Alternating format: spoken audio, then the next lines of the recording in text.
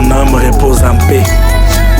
Pema na kimia o mwamba na wetu salano elanda yaya pema na kimia oke mbangu bolingo esila kite na mitema. Que ton âme repose en paix. Pema na kimia o mwamba na wetu salano elanda yaya pema na kimia. Que ton âme repose en paix. Pema na kimia o mwamba na wetu salano elanda yaya pema na kimia. Pema na kimia o mwamba na wetu salano elanda yaya pema na kimia oke mbangu bolingo esila kite na mitema.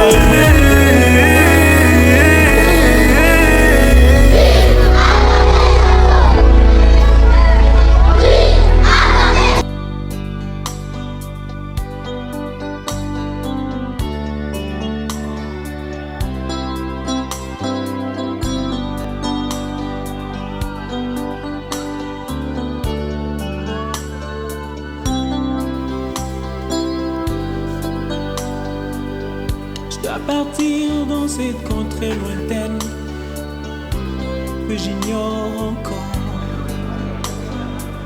là où il y a la paix sans peine, mais pas avec ce corps. Il y a une louange qui ne s'éteint avec les anges nadant. Je dois partir dans cette contrée lointaine que j'ignore encore, là où il y a la paix sans peine, mais pas avec ce corps. Il y a une louange qui ne s'éteint avec les anges en Adam. Et ce jour-là, nous serons dans la joie, dans la gloire éternelle, à Jérusalem nouvelle. Et ce jour-là, nous serons dans la joie, dans la gloire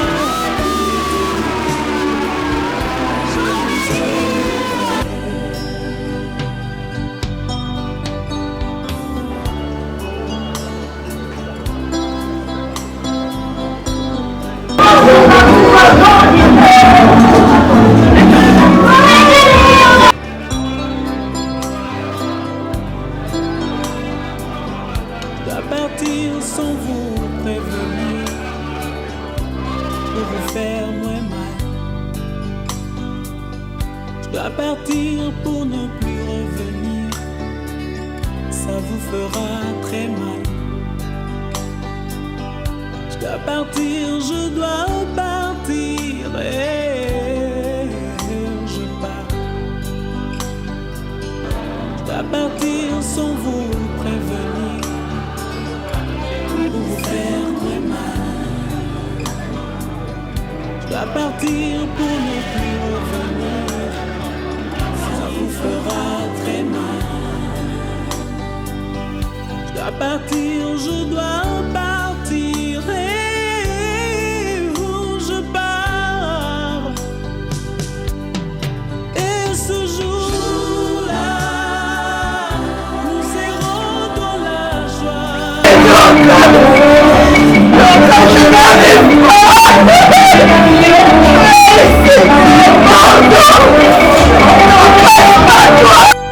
Et ce jour-là, nous serons dans la joie, dans la gloire, à Jérusalem nouvelle.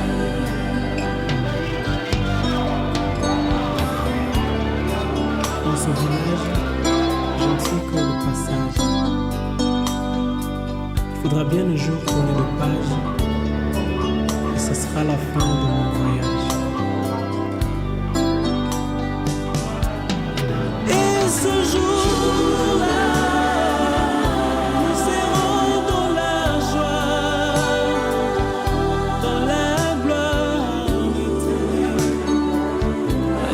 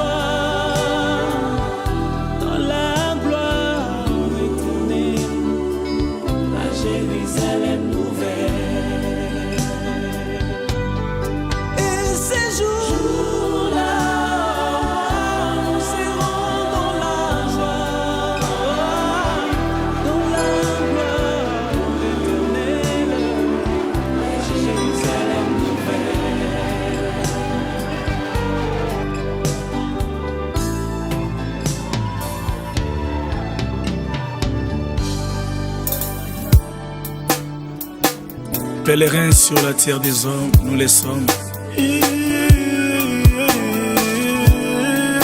L'un après l'autre, nous passerons.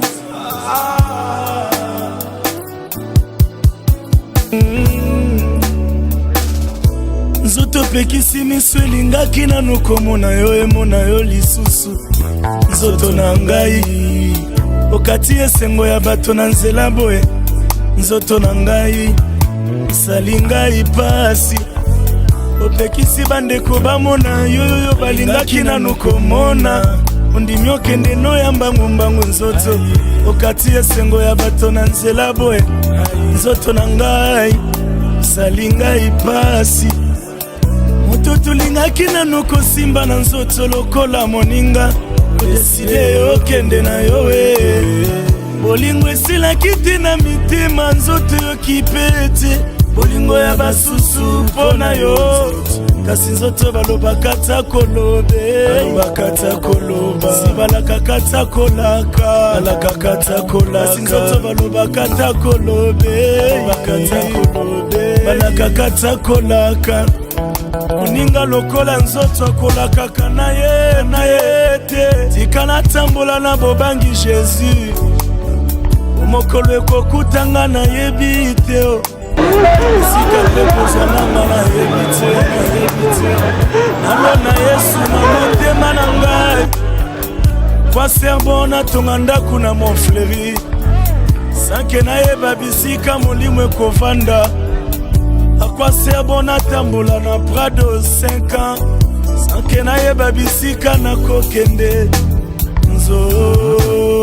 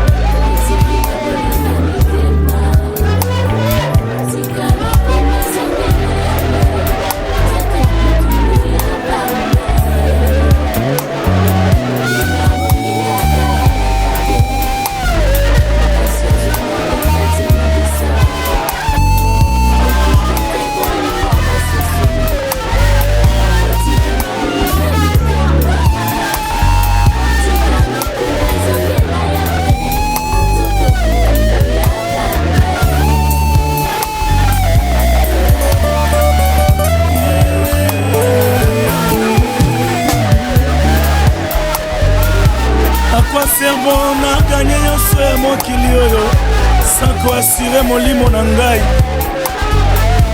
Zoto mokolo sengaki ngai ya kolata nabundaki mpo na pesa yo. Kolo sengaki ngai lisumu nasepelisa yo. Nasalelaki yo nzoto na ngai. Kolo sengaki ngai mobembo souviens-toi bien. Nazwaki Air France. Okolo sengaki yo mela miliki biloko ya motuya.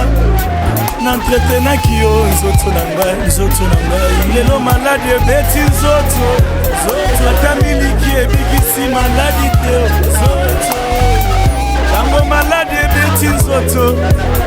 Ata mbongo na ngai ebikisi maladi te.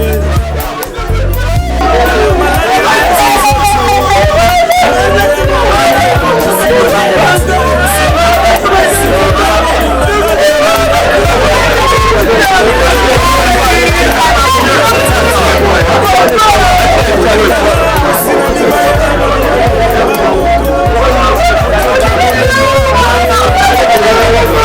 Okundangata na bana na ngai. Makila na ngai bana bakoti te o. Okundanga na bashato na ngai.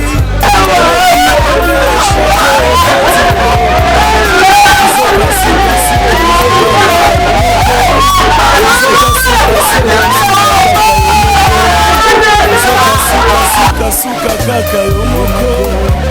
Zoto putulu ya pamba Zoto putulu ya pamba Zoto putulu ya pambe. Putulu ya pamba Lelo na Jaguar lobi o matiko biya nzoto na ngai. Putulu ya pamba lelo nakomelo biokotimbe teke soto nanga putulu ya pambe ile yebela katango soto salinga foshe yebela katango soto salinga foshe alanda kilo ya ngelelo trahi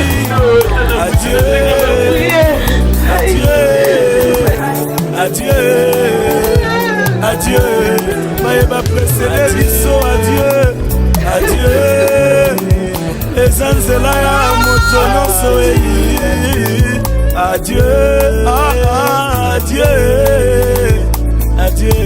ya Marie adieu papa Moloto papa Charles Mobaya César Kabwe papa de baba papa Blaise Sakila Mercedes biso eza nzela ya moto nyonso adieu les apam. Il y a un instant dans la vie, on doit tout arrêter pour penser à l'éternité. On passera toute ton éternité. Car le ciel existe et l'enfer existe aussi. Jésus vous aime. C'est un conseil d'un Jésus, un conseil d'amour. Que Dieu vous bénisse.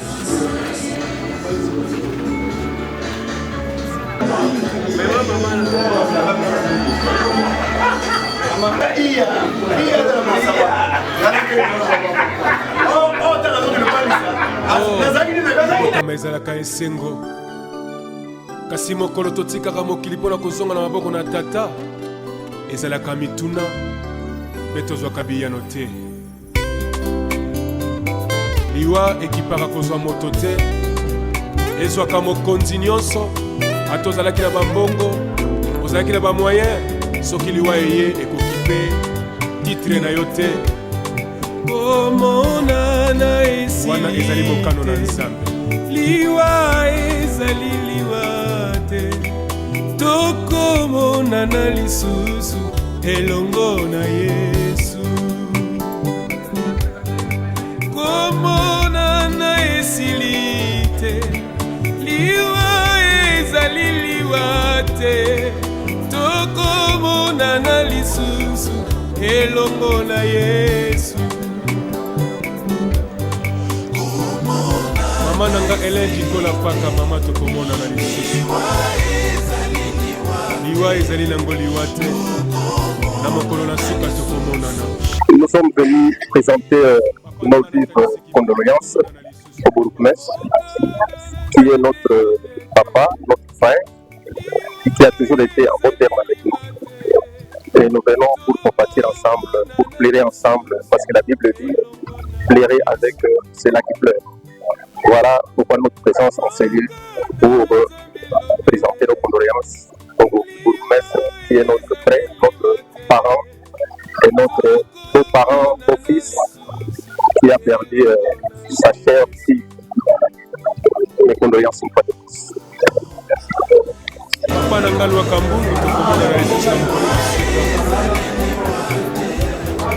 Papa Bukulu tokomona na lisusu na mokolo na suka lokola ndenge Biblia elobi na biso. Alleluya. Mabende koboya Yesu mabende ezali lisubu na mokolo ya suka tokosamba nesambiselo mabende koboya Yesu mabende ezali lisubu na mokolo ya suka tokosamba nesambiselo komona na Yesu kite Président Charles Mombaya tokomona na papa na ngai tokomona na lisusu papa elongo na Yesu ya Willy Ngonda tokomona na lisusu Mamuchala Olin tokomona na lisusu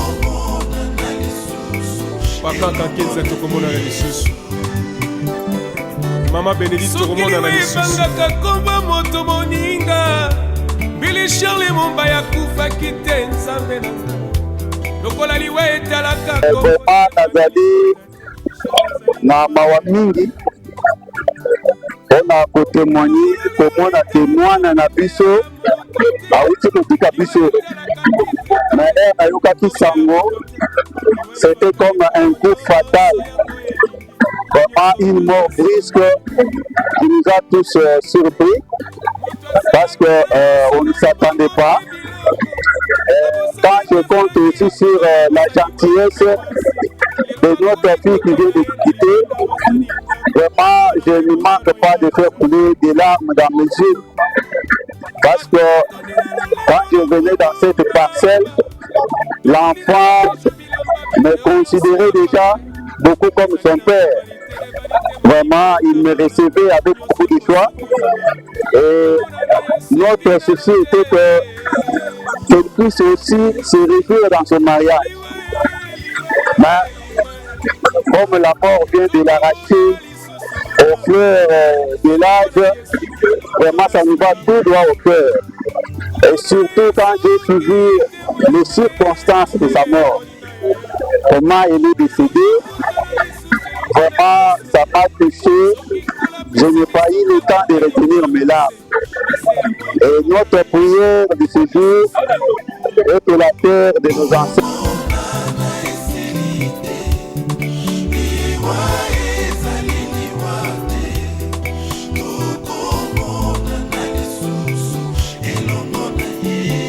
malonda ntutulu pai tokomona na lisusu soki natali moninga tolinganaka malamu noko joel akomi tokomona na kotika biso lisusu pasi na motema mama nanga kenda papa nanga kenda pasi fami ekomase na kolela lelo nakolela epanana nakoki koyambelanga mbela oyo opangusi mpinzoli ezali yo nzambe na nguya okokana loku papa salelanga ngolu namona loboko na yo ekitelanga na motema mpo na ngai yesu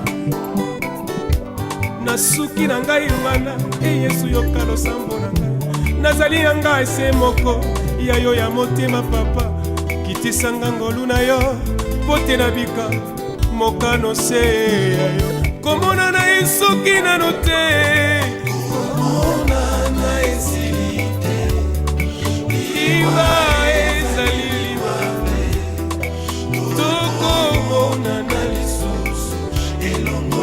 On ne peut pas dire non à ta volonté, Jésus.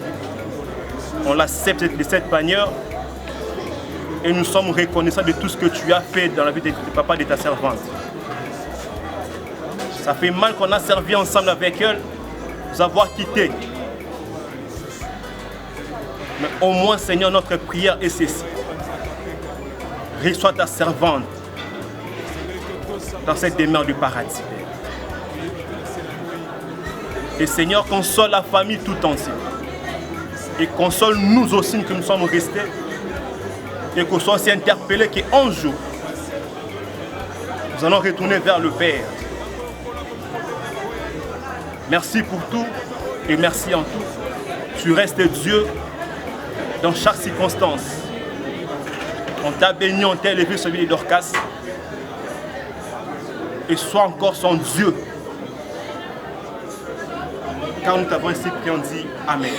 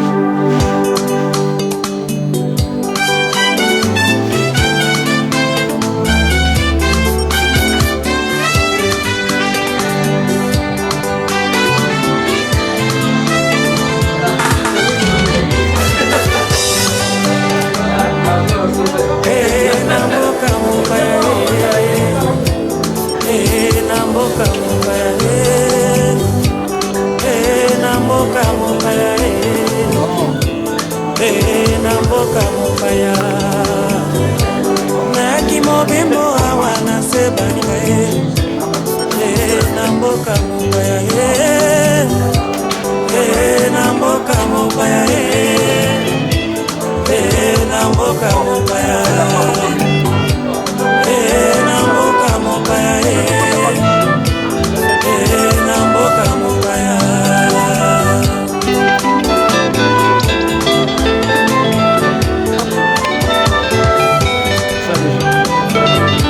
ezalaki mokolo moko baninga mokonzi ya mboka mopaya asangisi baboti bangai yo ebimisinga na mokili alobi ozali motinga yawe na mboka mopaya nazali motinga mina yawe na mboka mopaya nazali motinga mina yawe na mboka mopaya Nekoyo pozali motinga mina yawe na mboka mopaya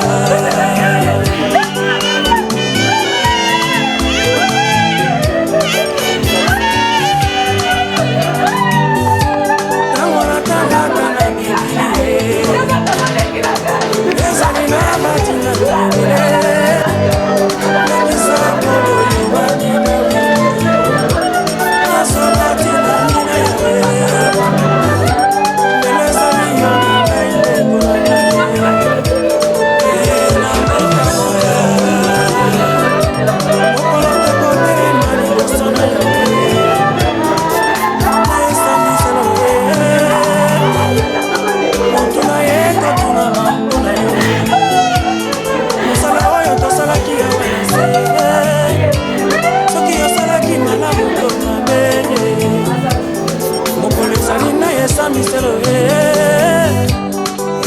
na mboka mopaya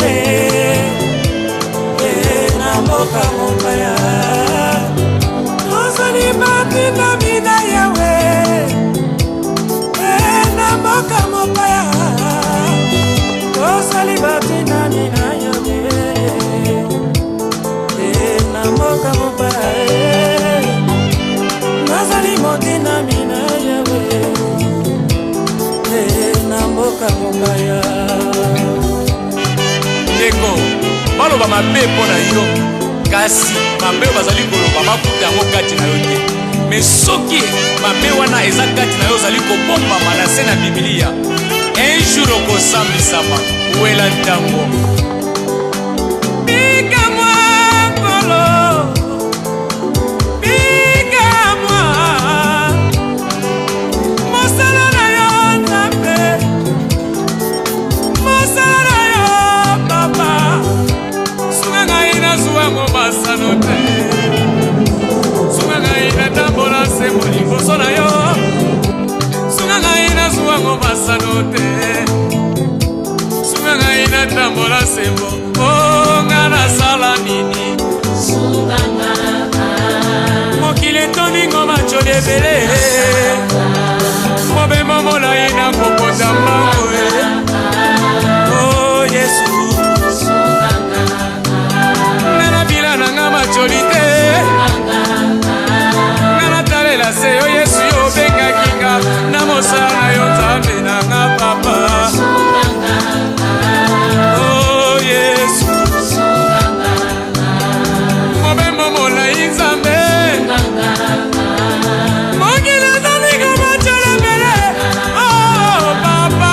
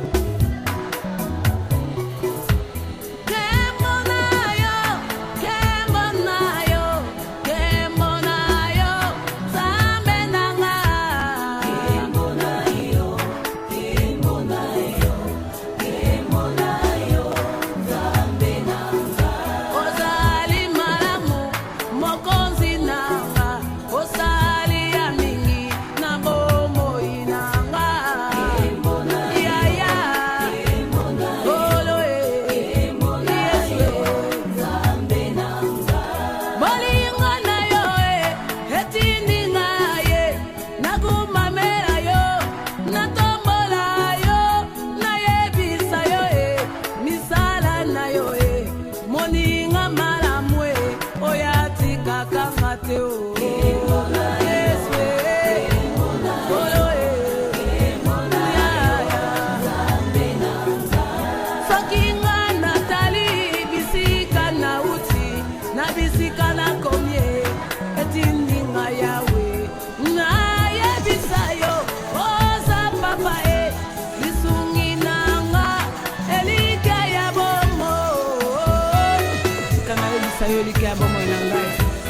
tombola au Seigneur. Na bola mna yo na bomo na ngede kinyo sonko na kokama. Merci papa. Ozali nsame na kokama. Ozali mosungi ya solo.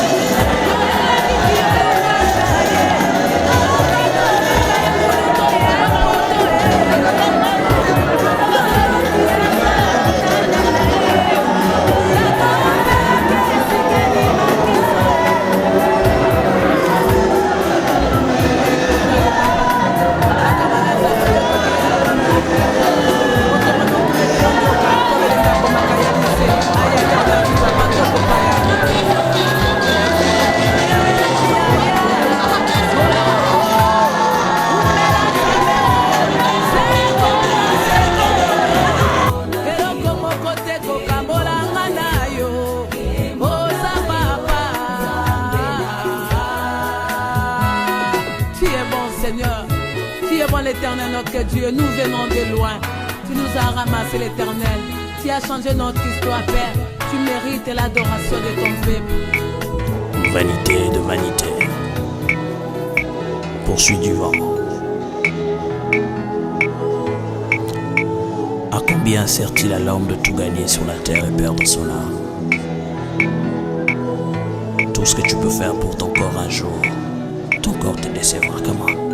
nakosala nini mpona nzoto na ngai nasili kosala mpe nalembi nakosala nini mpona nzoto na ngai nasili kosala mpe nalembi nzoto yosengaki ngai elamba nzoto napesaki yo nzoto yosengaki ngai masanga nzoto napesaki yo nzoto yosengaki ngai boîte de nuit to bare nakotisaki yo kasi lelo yo nzoto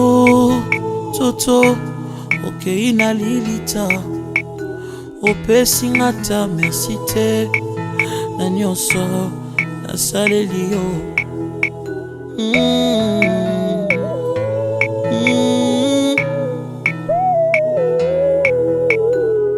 nzoto na ngai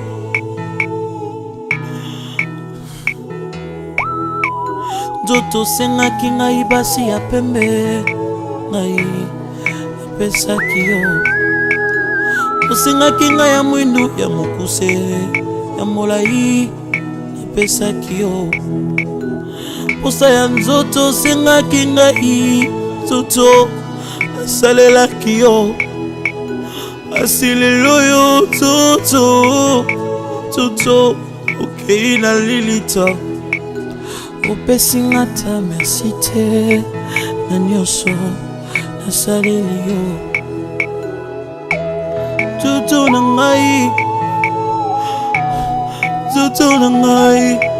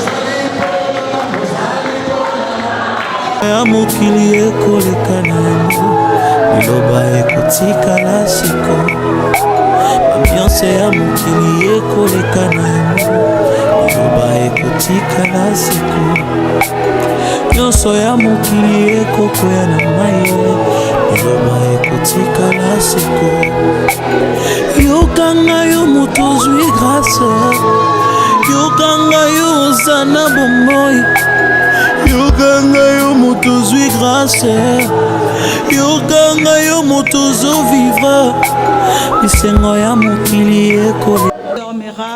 Nos sincères condoléances à la famille, à tous ceux qui sont particulièrement blessés, la famille biologique comme la famille spirituelle. Vraiment que le Seigneur nous fortifie et nous console. Amen, amen. Alors rapidement, nous allons prendre quelques minutes, juste toko umelate, nakosenga bino moi attention mukeka kaya quelques minutes, poto yo kamoli loba ya Nzambe et kosunga biso pe na tango oya passe. Tokotanga na 1 Corinthiens chapitre 15, versets 12 à 14 et puis tokozoape versets 18 à 21. 1 Corinthiens 15, 12 à 14 et puis 18 à 21, nous lisons au nom de Jésus. Or, si l'on prêche que Christ est ressuscité des morts, comment quelques-uns parmi vous disent-ils qu'il n'y ait point de résurrection de morts? Or, si l'on prêche que Christ est ressuscité des morts, comment quelques-uns parmi vous disent-ils qu'il n'y a point de résurrection de morts? S'il n'y a point de résurrection des morts, Christ non plus n'est pas ressuscité. Et si Christ n'est pas ressuscité, notre prédication est donc vaine et votre foi aussi est vaine. Et verset 18. Et par conséquent aussi, ceux qui sont morts en Christ sont perdus. Si c'est dans cette vie seulement que nous espérons en Christ, nous sommes les plus malheureux de tous les hommes. Maintenant, Christ est ressuscité des morts. Il est le prémisse de ceux qui sont morts. Car puisque la mort est venue par un homme, c'est aussi par un homme qu'est venue la résurrection des morts. Amen.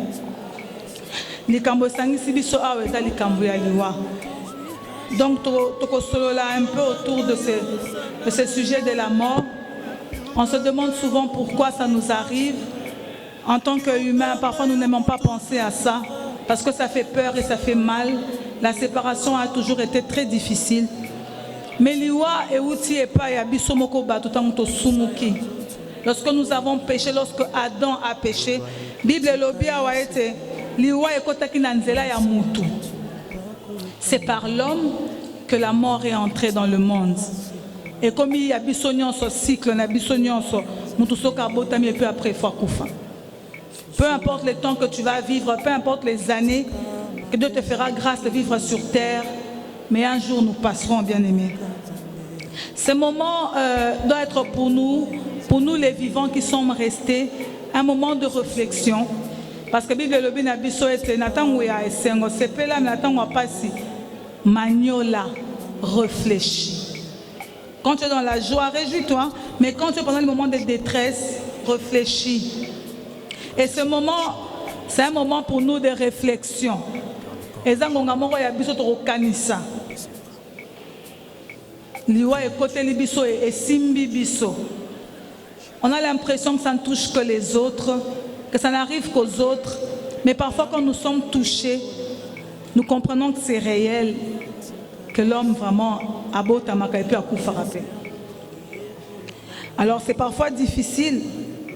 Dans certains contextes comme le nôtre, elle avait encore toute sa jeunesse, elle avait encore toute sa vie devant elle. Je me demandais, Seigneur, pourquoi tu as permis quelque chose de si dur? Quand tu regardes la famille, tu regardes ceux qui sont restés, ça fait très mal, mais le Seigneur est souverain. Et c'est lui qui a les clés de la vie et de la mort, et même de ces jours des morts. Alors la bonne nouvelle quelque part, avant de continuer, est que c'est vrai que la mort est venue par un homme, mais aussi par Christ, la résurrection aussi est venue. Ça veut dire qu'il y a une espérance. Pour nous, enfants de Dieu, pour nous qui avons reçu Jésus dans nos vies, pour nous qui avons Jésus, il y a une espérance. Parce que de même que la mort est venue dans le monde, la résurrection aussi est venue. Mais elle est venue. Bisengo ya mokili ekoleka na yango, liloba ekotikala seko. Posa ya nzoto ekoleka na yango, liloba ekotikala seko. Basi ya bato bakoleka na bango, liloba ekotikala seko. Aliloba ya Nzambe sosola yango, tika mabe na mokili oyo bangaka Nzambe. Aliloba ya Nzambe sosola yango, tika mabe na mokili oyo bangaka Nzambe. C'était votre frère Emmanuel Moussongo, le choix parfait et réfléchi de l'Éternel. Frères et sœurs, marchons dans la crainte du Seigneur.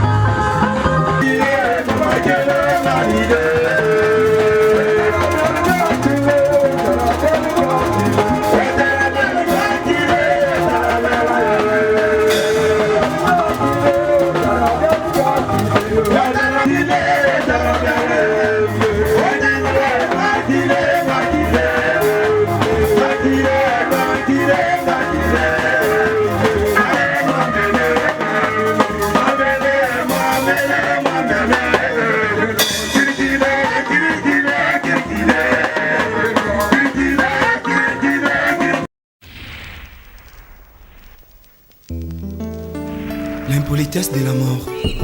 Promenade sans retour pour les pêcheurs. Barwa bakoki kovanda feti na bango bazali kolia mpe komela. Liwa ekoti ezwi moko eke na ye mpe ezongisi ye te. O liwa eyebi bakondi te eyebisi mabe. O liwa ekotatola makita suka ya bomoi na motwe. O liwa ekopanzaka basekele nyonso ye suka ya bomoi na motwe yango bakumisaka te soki moto nakufi te po toyebi te basekele nyonso ekobima yango balobalobaka te soki moto nakufi te po toyebi te basekele nyonso ekobima. Oh, liwa eyebi mbongo te eyebi bapauvre te eyebi babalani te. ezalaki na ba moko très puissant sur la terre azalaki na mwana na ye alingaki mingi kombo na ezalaki re soleil alikaki ete soki akufi lipale mwana oyo ayingela na bokonzi na ye mokolo moko balali mpe balamoki mwana oyo akufi. O liwa eyebisi mabe. soki liwa ebaki pombe ebawa bakufaka te barishe bakufaka te o ebakonzi bakufaka te soki liwa ebaki pombe ebapa nanga kufaki te mama nanga ya kufaki te o eyaya nanga ya kufaki te yaya odipe yaya eyebi bongo te eyebi konseye te o eyebi komibisa te eyebi elaka te o eyebisi mabe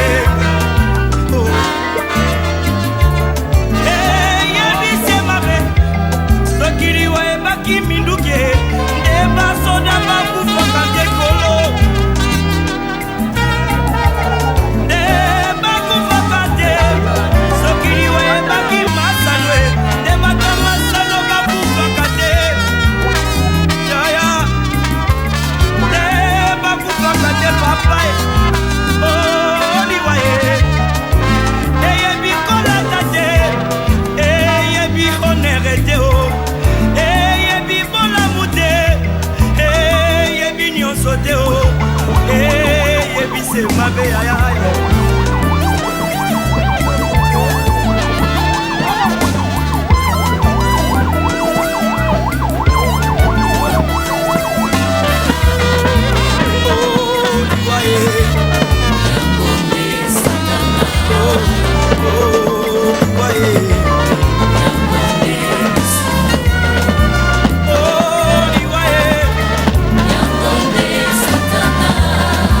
Oh,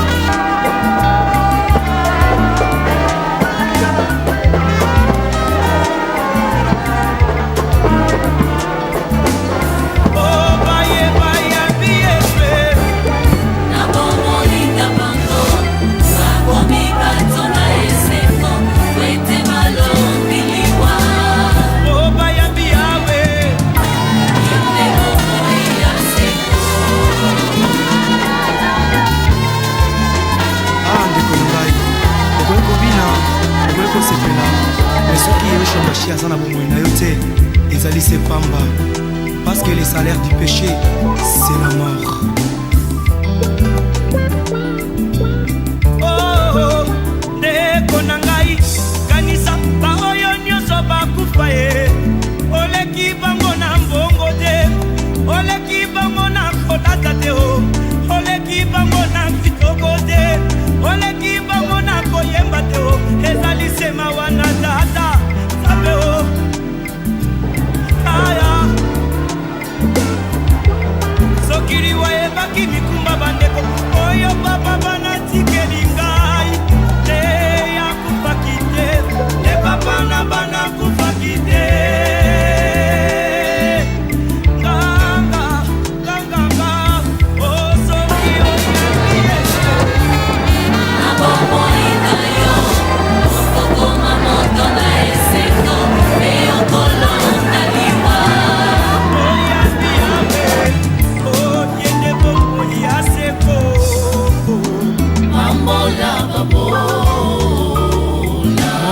libala ye izibana bamo yehoshua mashia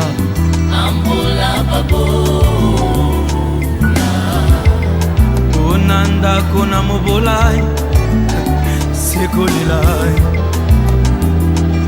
na famille oriche na mobolai mobola lobi solo e nani akoyoka ye lishe aloba bakobeta maboko e ata lobi lokuta bakondima ye wete mbongo edebi ya mitema bakwa yesu.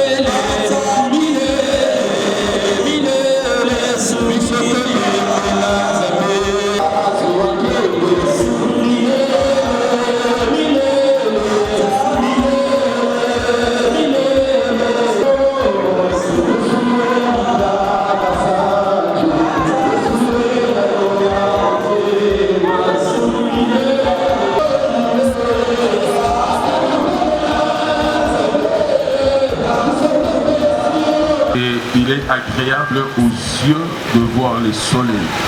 Si donc un homme vit beaucoup d'années, qu'il se réjouisse pendant toutes ces années et qu'il pense au jour des ténèbres qui seront nombreux, tout ce qui arrivera ne serait que vanité. Alors je voulais profiter de cette occasion pour parler à quelqu'un. Parler à celui qui a encore reçu auprès de Dieu le privilège de regarder le soleil. Amen, amen. Je l'ai remarqué que dans ce passage, l'auteur de ce livre nous dit quelque chose de fondamental. Il est en train de nous conseiller, nous qui avons la force de regarder encore la lumière. Dans d'autres versions, on parle du soleil. Il dit, lorsque la lumière est douce, tes yeux peuvent encore la regarder. Lorsque le soleil s'élève et que tu peux regarder le soleil, selon ce passage, on nous dit, tu vas constater au travers de tes yeux que le soleil projette une lumière qui est douce. Et à quoi est-ce que l'auteur de ces livres est en train de faire allusion? Il parle justement de la vie. Alléluia. Alors il y a un avantage, c'est que lorsque tu as le temps de te lever le matin et de contempler le soleil, dis-toi que tu n'es pas mort, dis-toi que tu es encore parmi ceux qui ont reçu ce privilège de pouvoir regarder le soleil. Et il dit, lorsque tu contemples le soleil, tu vas remarquer au travers de tes yeux que regarder le soleil, c'est une chose agréable. Alors cela veut dire, lorsque tu as reçu auprès de Dieu la grâce d'être parmi ceux qui peuvent lever leur regard et l'orienter vers le soleil, tu les conduises. Je demande que tu deviennes maître de leur vie. Je demande, Seigneur, je prie que la faveur, je prie que ton amour, je prie que le Saint-Esprit soit... Que Dieu nous bénisse abondamment. Alléluia. Monsieur Maxime qui va nous présenter la biographie de la défunte. Tu es avec moi. Aujourd'hui, nous traversons cette vallée de douleur, mais nous savons que Dieu marche avec nous. Dans Jean 11, 25, la Bible déclare: je suis la résurrection et la vie. Celui qui croit en moi vivra quand même, il serait mort. Voilà notre espérance. La mort n'a pas de dernier mot. La vie en Christ continue dans l'éternité. À la famille éprouvée, recevez ma compassion sincère. Votre douleur est aussi la mienne. Que Dieu vous donne la force de surmonter cette épreuve et transforme vos larmes en espérance. À mon fidèle, et j'appelle affectueusement tonton Luc, que ta foi ne chancelle pas. Dieu comprend tes larmes. Jésus lui-même, Fils de Dieu, a pleuré devant la tombe de Lazare. Pleurer ne signifie pas manquer de foi. Pleurer, c'est aimer, c'est chérir. Ma chère filière, je rends grâce à Dieu pour ta vie. Que les anges du Seigneur t'accueillent dans sa lumière éternelle et repose en paix jusqu'au matin glorieux de la résurrection. Adieu ma filière. Adieu à Dorcas. Que la terre de nos ancêtres te soit poussée légère à jamais. Je vous remercie. Témoigne de votre expression à notre égard. Veuillez trouver à travers ces petits mots l'expression de notre profonde gratitude. Frères et sœurs, la mort de Dorcas est une immense perte pour la famille Mali. Notre fille était pétrie de plusieurs qualités. Une fille intelligente, courageuse, entreprenante, souriante, avec une force de caractère extraordinaire. Dorcas savait dire oui là où il fallait et non si elle n'est pas d'accord. Dans son jeune âge, Dorcas connaissait les Saintes Écritures et avait déjà commencé à servir Dieu comme chantre. Le post-nom miracle et le prénom Dorcas tiré de la Bible en disent long. Jusqu'à sa mort, Dorcas a servi l'Éternel comme chantre à l'église Philadelphie de la commune. Mesdames et messieurs, la personne que nous prierons aujourd'hui était une dame très dynamique. Lorsqu'elle commençait une affaire, elle ne se lassait point. Quand il y avait un événement dans la famille, c'est Dorcas qui se levait pour sensibiliser et mobiliser ses frères et sœurs. Dorcas avait la passion pour les études. Imitant son père biologique, elle a fait la section pédagogique puis les droits. Elle brûlait d'envie de faire le barreau ou la magistrature. Dorcas savait partager son sourire partout où elle passait et elle avait le goût du beau. Elle avait de la haine pour la santé. Pour elle, tout devait être propre. Notre fille Dorcas craignait Dieu. Contrairement aux pratiques de dépravation qui gardaient la jeunesse d'aujourd'hui, elle s'est gardée pure pour attendre l'homme de sa vie. Et Dieu l'a récompensé en lui envoyant un bel homme, Lucas Piana, afin de fonder un merveilleux foyer. Les deux rêvaient de doter leur progéniture d'un avenir radieux. Hélas, 5 mois seulement après la célébration de leur mariage, la mort a décidé d'arracher à notre affection celle que nous appelions affectueusement Dodo, laissant dans une désolation indescriptible notre cher époux et tous les membres de la famille. En ces jours où nous allons déposer le corps de Dorcas Malibi dans sa dernière demeure, la famille Malibi se réjouit du fait que Dorcas est de ma femme et j'ai commencé à m'encadrer. Quand Luc lui a fait la cour et qu'elle a accepté Luc, elle est venue me voir pour me parler de Luc. Et j'ai commencé à la coacher.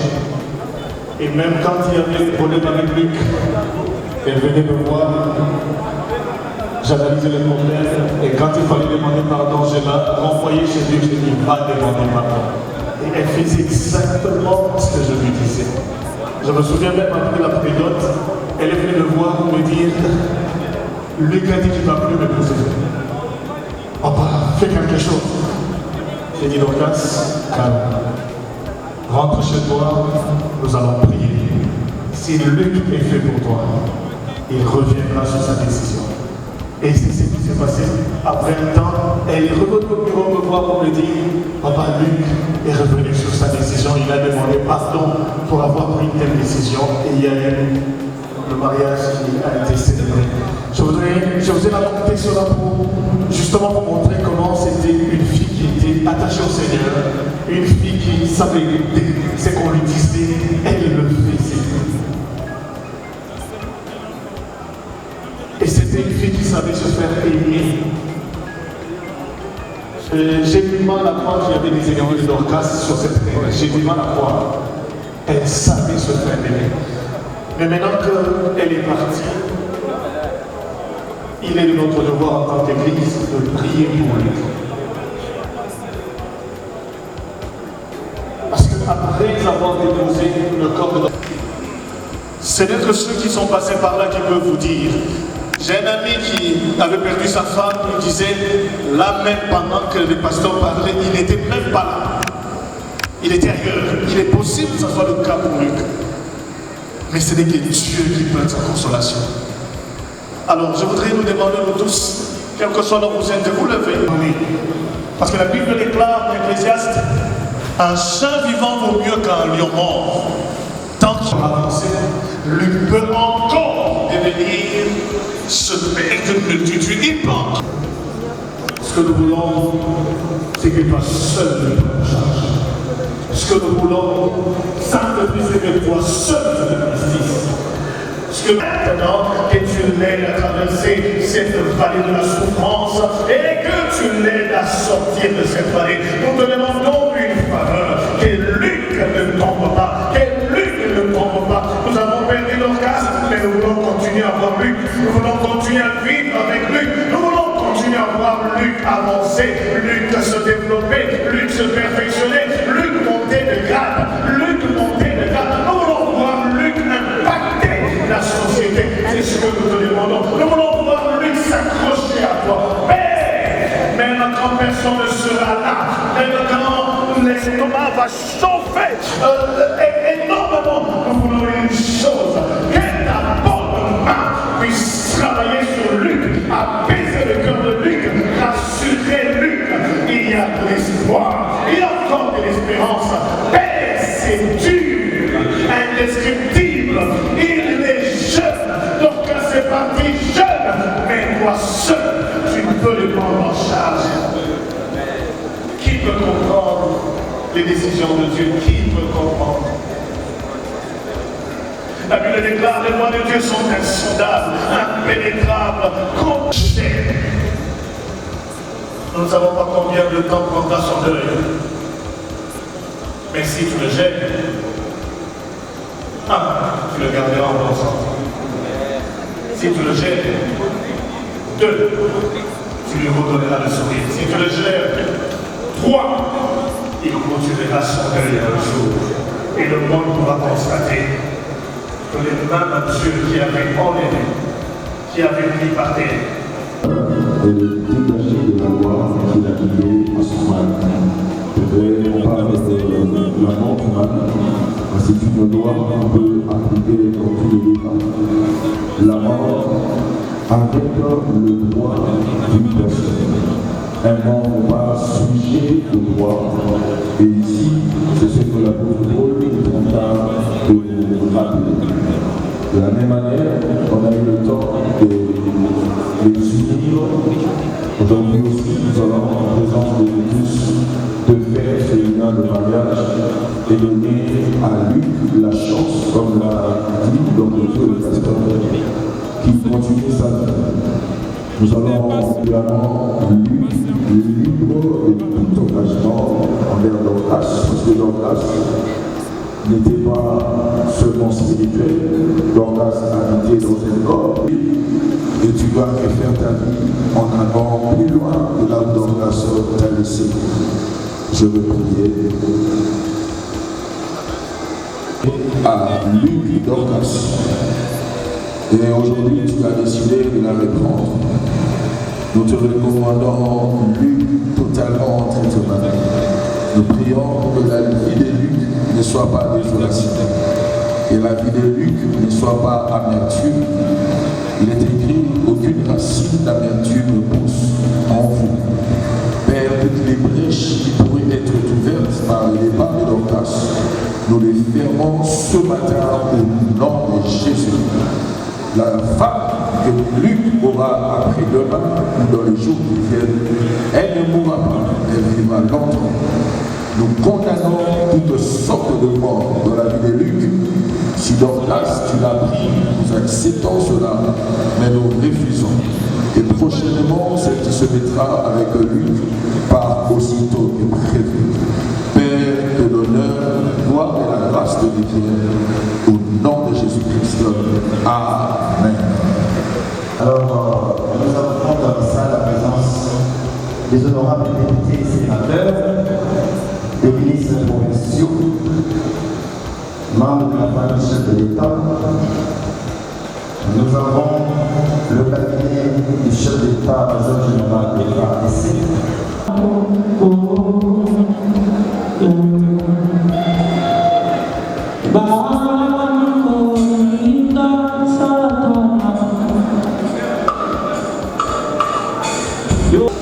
Pendant ce temps, l'excellence Kalamba se prépare.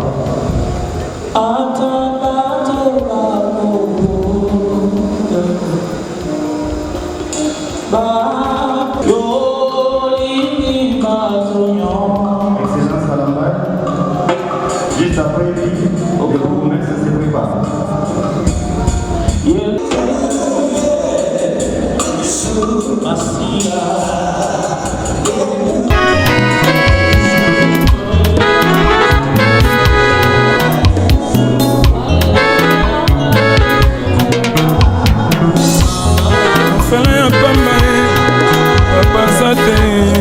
kosalisa ngai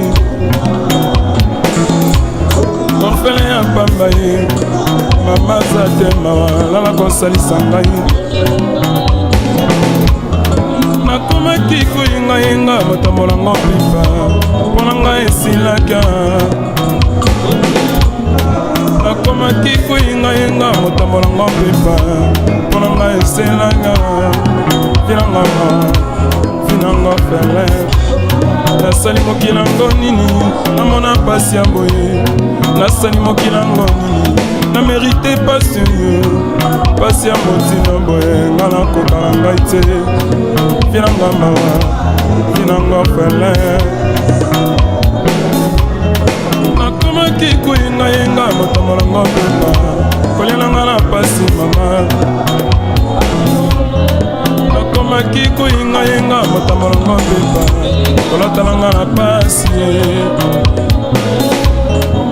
lia ye esengelanga na sengasenga mpona lia moninga mpona lata ye esengelanga na yiba ye mpona lata moninga ye vinanga mawa vinanga fele nasali mokili yango nini namona pasi ya boye nasali mokili yango nini namerite pasi oyo pasi ya motindo boye nga nakoka na ngai te vinanga mawa vinanga fele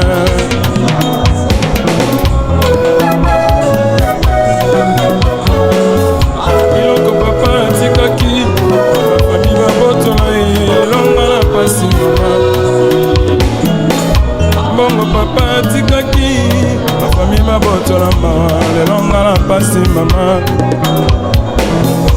bongo papa atikaki bafami babotola elelonga fazere kolala nanga moninga mbe na wenze bamesa ya kambele komaki mbeto na ngai kolala nanga moninga mbe na zande bamesa ya zande komaki mbeto na ngai vinanga mawa vinanga fele nasali mokili yango nini namona pasi ya boye nasali mokili yango nini mpona merite pasi oyo pasi ya motindo boye nga nakoka na ngai te vinanga mawa vinanga nakolela ye vinanga nakolela ye vinanga pasi vinanga nakolela ye vinanga pasi nasali mokili yango nini namona pasi ya boye nasali mokili yango nini namerite pasi oyo pasi ya motindo boye nga nakoka na ngai te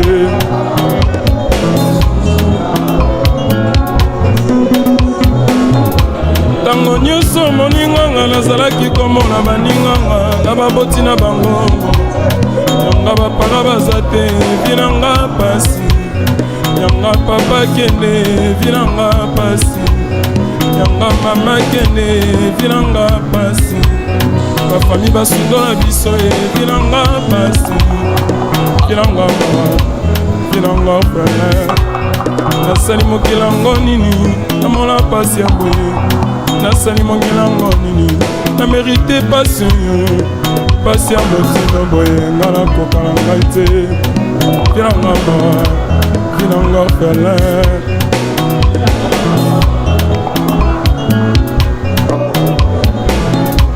ntango nyonso sekolela ye ntango nyonso sekolela ye mpona vi na ngai sengo na nganga ye bonganaki na mawa ye koseka na nganga ye bonganaki na kolela vinanga mawa vinanga fele nasali mokili yango nini namona pasi ya boye nasali mokili yango nini mpona merite pasi oyo pasi ya motindo boye nga nakoka na ngai te vinanga mawa vinanga fele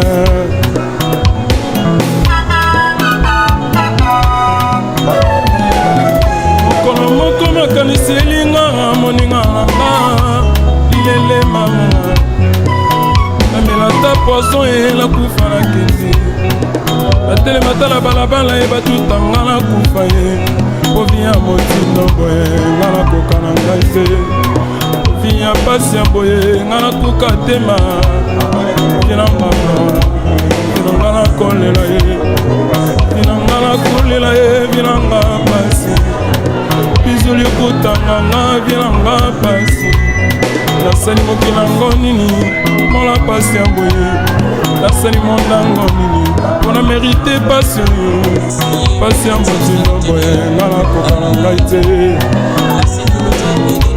pasi te bolingo elekelaki ngai kasi mpo makanisi oyo nini ekosala na bisi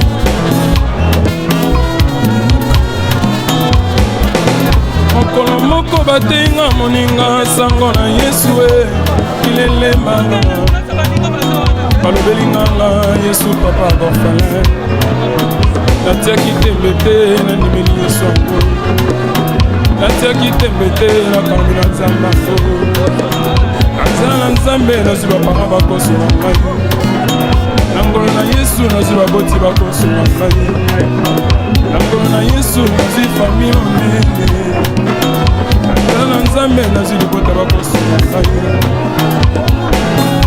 yango ngai nabelela mpo nalingi te yesu nalinga ya mpo nalingi te yesu nalinga ya mpo nalingi te yesu papa ya borfelin nzambe nango ya nyonso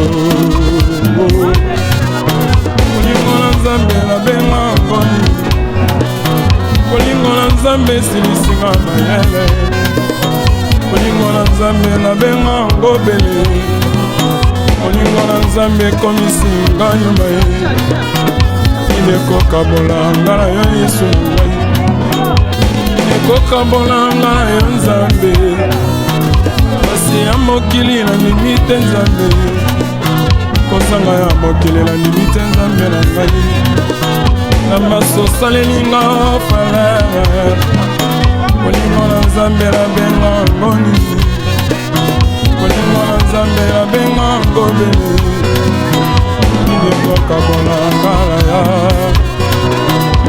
inekokabola ngala ya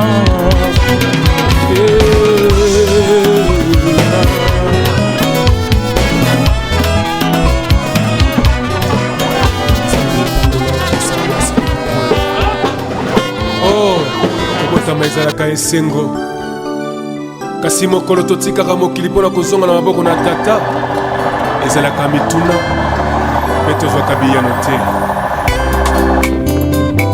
liwa ekipaka kozwa moto te ezwaka mokonzi nyonso ata ozalaki na bambongo ozalaki na bamoyen soki liwa eye ekoki mpe titre na yo te komonana esi wana ezali mokano na nzambe liwa ezali liwa te tokomonana lisusu elongo na yesu komonana esili te liwa ezali liwa te tokomonana lisusu elongo na yesu mama nanga eleki kola paka mama tokomonana lisusu liwa ezali nango liwa te na mokolo na suka tokomonana papa nanga natalisi kimbuli tokomonana lisusu papa mokanda na nzambe elonge te liwa ezali liwa te tokomonana lisusu elongo na yesu mokanda na nzambe elonge te liwa ezali liwa te tokomonana lisusu elongo na yesu papa na ngai lwaka mbungu tokomonana lisusu na mokolo na suka à Dorcas. Et pourtant vous êtes nombreux dans ces lieux. Et votre présence n'est rien d'autre qu'un signe d'attachement et d'amour à Dorcas. Elle exprime votre soutien mutuel, ainsi qu'à tous ceux qui, présents ou absents en ce moment, ont porté Dorcas, n'auraient jamais été rencontrés. Il est inutile en ce moment d'épiloguer sur la... mabende koboya yesu mabende ezali lisumu na mokolo ya suka tokosamba nesambise komona na esuki te etan charle mombaya tokomona na papa na ngai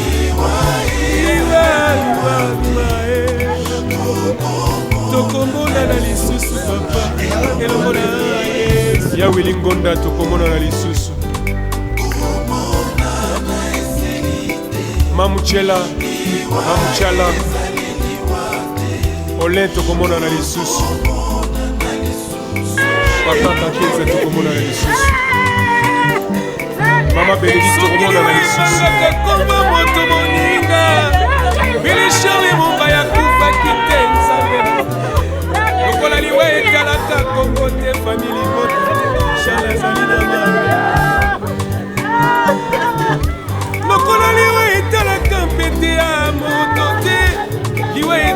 ezwaka titre te kombo ya moto te liwa ezwaka likambo nyonso yango elinga nyonso kaka semene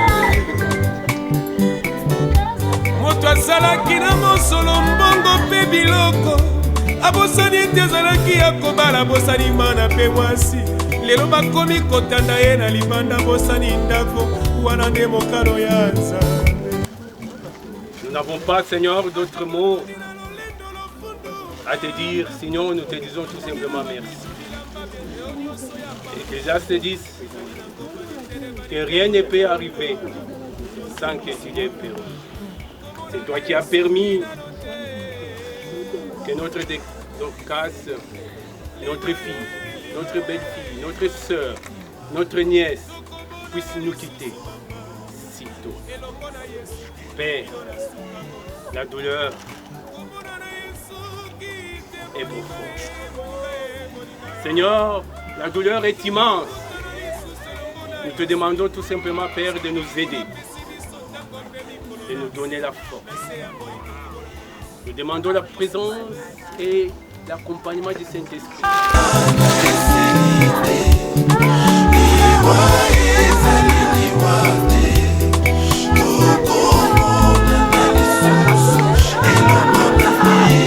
malonda tutulu pai tokomona na lisusu soki natali moninga tolinganaka malamu akomi kotika biso mpasi na motema mama nanga kenda papa nanga kenda pasi fami ekomase na kolela lelaka nakolela epana nani akoki koyambelanga mbela oyo mopangusi mpinzoli ezali yo nzambe na nguya oboka na lokumu papa salelanga ngolu namona loboko na yo ekitelanga na motema mpo na ngai yesu